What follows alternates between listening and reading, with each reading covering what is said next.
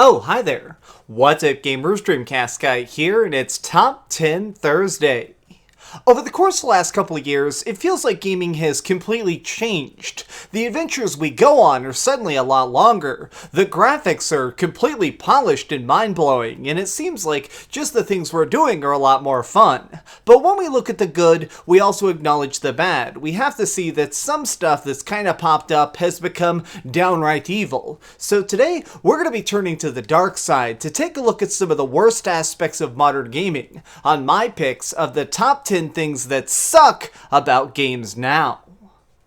Number 10. Day 1 patches. Now personally, I have nothing against the idea of updates. I realize that games constantly need to be tweaked and changed to be the most perfect versions of themselves, but it's a little bit aggravating that when you buy a game these days, typically no matter what, you're going to be getting some sort of giant day 1 patch. Some of these, they'll actually sell you a disc and the entire game is the day 1 patch. There have literally been times where I bought a game and there was like a 20 gigabyte day 1 patch. It's just gotten to the point where if you're seeing these updates, it's normally a huge overhaul to the game itself and almost seems to imply that it wasn't even finished by the time they sold it. Number 9. Always online. Over the course of the last decade, it seems like we've been getting fewer and fewer just completely dedicated single-player experiences. Yes, it's true that we've gotten a couple that were fantastic, like Infamous Second Son and The Last of Us, but so many games these days actually require an internet connection. Even if you're playing a single-player portion of the game, you are unable to even log in without doing an online check. And to me, this is incredibly frustrating as somebody who likes to game all the time. Randomly. I hate the fact that sometimes there will be games that the servers go down or there's some sort of maintenance and I can't even level up my character completely off of the internet. Always online games are becoming something that seems like such a burdensome problem simply because of the inconvenience. Number 8. Constant delays. There are a lot of things in this video that are just obviously negative. There's parts of gaming nowadays that are just, frankly, no good. But game delays, this is an aspect of gaming that is downright sucky at times, but is overall very much just a part that we have to accept. A lot of times now, games are shown, they get a giant reveal trailer, they have us all excited for it, and then there's usually 2 or 3 giant delays before the game actually comes out. And this is kind of just a fact of the matter. It's just what's become part of the norm because games are now just such massive projects. Bigger games, bigger worlds, of course, just means that sometimes a lot bigger development. And while it sucks, at least it's understandable. Number 7. The death of Splitscreen. If you're developing a game in the 80s, 90s, or even the early 2000s and it had multiplayer, all of it was couch co-op. It was just basically a fact of the matter that if you were playing something and it had multiplayer, it was with the friends that were sitting by your side. It was something that became so ubiquitous that a lot of us kind of took it for granted. But now, it's basically completely gone. This just drives me nuts. Even if you're playing a game that requires co-op, a lot of times you can no longer just do it on the same screen. If I want to play something like Far Cry New Dawn and just play with a friend of mine, why am I not able to do this split screen? Why is it that every game now, if I want to play its co-op, requires 2 copies of the game, 2 game consoles, and 2 internet connections, when sometimes I just want to be able to sit down and play stuff? I miss co-op. Number 6. Digital only.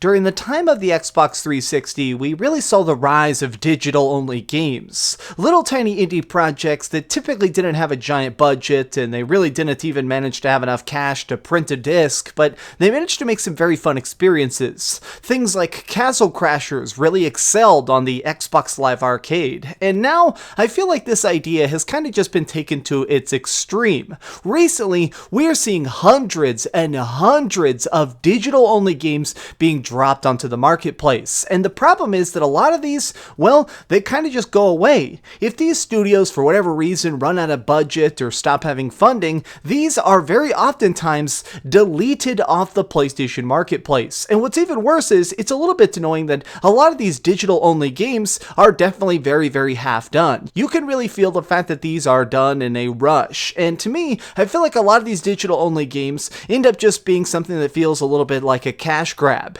Instead of being a tinier bite-sized experience for a budget, instead it ends up becoming just a tiny blight that more of manages to annoy you than even be decent. Number 5. Pointless space.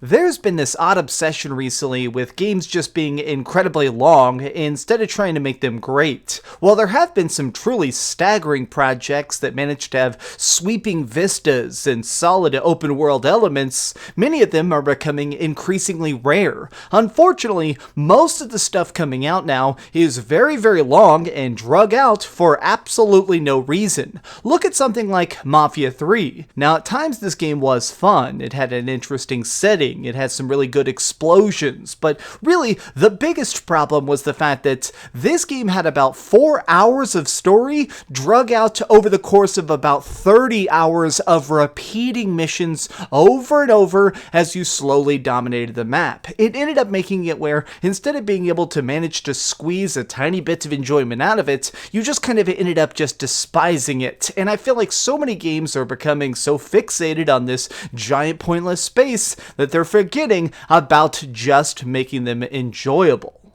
Number 5. Season passes. Okay, so getting into this one is going to be a little bit more complicated because on paper, the idea of season passes is not wrong. In fact, I think it's cool to think of the fact that you could get all the downloadable content for a particular game for extra cheap.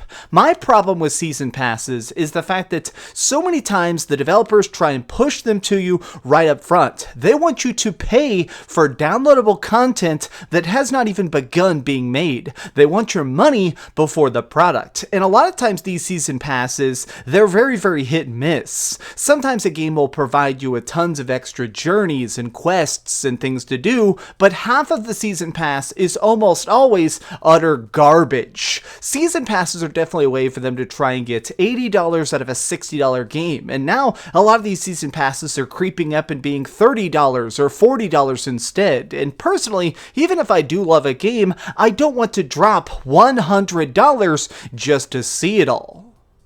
Number 3. Evil fanboys. In general, I'm a big defender of fanboys, actually. I think it's cool to see a group of people that are very passionately dedicated to like a particular console or a particular game series. I mean, personally, I consider myself to be a very diehard Final Fantasy fanboy. But with the good, there is always a very, very dark side of it. And let's just face it, there have recently been some extremely toxic fanboys. People who are sending like death threats to game developers just when they announce a character in Smash Brothers you don't like, or people that are actually trying to track down and posting the personal address of people who are just happening to work on a game that you don't personally love. There's been this group of people out there that seem like they're just trying to make gaming worse for others, and I wish that these people would just quit. If you consider yourself an evil fanboy, just stop. Let people enjoy this stuff, and really take a long hard look in the mirror. Number 2. Microtransactions. There is definitely no problem in gaming that's become larger and more ubiquitous than the idea of loot crates and microtransactions. Pretty much every game developer now is trying to sneak them in some way or another because, well, it works. I mean, just look at something like, well, Ghost Recon. The most recent one, which was called Breakpoint, had the ability to actually purchase every single item in the game, from planes to jeeps to even the individual parts of your gun could all be purchased to make sure sure you could be a super soldier for the right price. And what's aggravating is that people are really kind of defending this. There are people out there that are saying, oh, well, it's all optional. But here's the thing, I believe that microtransactions should absolutely not be in any $60 experience. If you are already giving me a full-priced adventure, then just put all the fun inside of it. I still just get driven nuts, especially when I see the fact that some games will have like $300 in cosmetic microtransactions, and even the stuff that doesn't particularly or specifically affect gameplay, in my opinion, is definitely still bad for the games themselves. Number 1. False hype. It seems like there was a time not long ago where you could actually just watch a trailer or look up a reveal and see what a game would be like. You could actually just check it out and understand what specifically you would be buying just by looking at some clips of it. And now this is certainly not the case. If you look at something like a lot of the pre-release content that they showed for Anthem turned out to be completely false. If you look at a lot of stuff now, it seems like, well, even the game developers don't know what they're making as they're making it, which means that a lot of times the trailers, the reveals, the stuff that's supposed to get us incredibly hyped ends up just being completely misleading. And to me, this has become a massive problem. A lot of times now I actually go out there and I just talk to like random gamers at conventions and stuff, and they tell me that they're so incredibly disappointed that in modern gaming, you have no idea what you're actually going to get. Even if you've been following a project for years, the thing that actually ends up going into your console on launch day may end up being a totally different experience. And to me, I feel like it's actually breaking down the trust of gamers with developers. And that's why I'm awarding this my pick as the number 1 thing that sucks about modern gaming. Did your favorite gaming pet peeve not make the list? Got an idea for a future top 10? Leave it in the comments down below. If you enjoyed this video, please give it a thumbs up, share with your friends, and subscribe if you haven't already. But do me the biggest favor of all and keep dreaming. You know, I just still cannot believe that the last Star Wars game we got was this freaking good. It's a very strange time to be a gamer, but I'll take it. Thanks so much for watching that video. If you want to see something else, you can always click this link to see what I put up last, or, subscribe and see what's coming up next. Also, I promise that whatever I do, it'll try not to suck.